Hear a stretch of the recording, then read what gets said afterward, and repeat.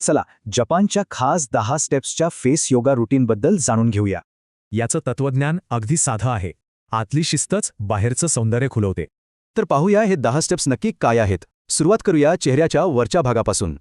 पहिली स्टेप आहे सेनुई. ही जापानी पंख्याप्रमाणे डोळ्यांसाठी एक सुंदर हालचाल आहे.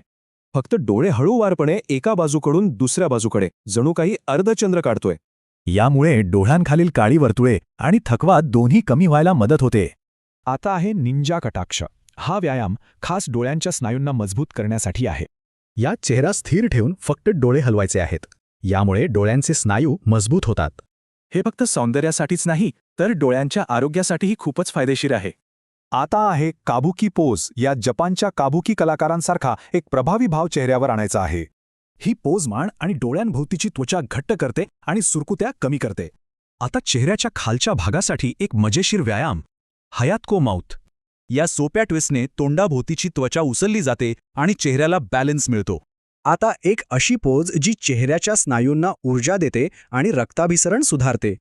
यावरून दिसतं की संपूर्ण चेहऱ्याचा व्यायाम स्माईल लाईन्स कमी करू शकतो.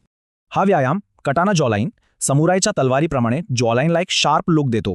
हे डबल चिन कमी करण्यासाठी आणि जॉलाईनला एक शार्प आकार देण्यासाठी आहे. आता संपूर्ण रिलॅक्सेशनसाठी मानेवर लक्ष केंद्रित करणारे 2 सुंदर व्यायाम.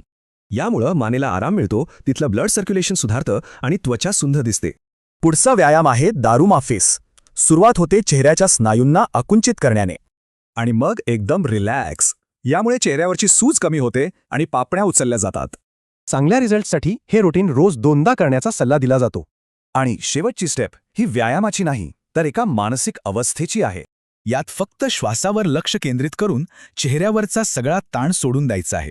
तर मग विचार करण्यासारखी गोष्ट आहे, खरंच आंतरिक शिस्तीत बाह्य सौंदर्याचं रहस्य दडलंय का?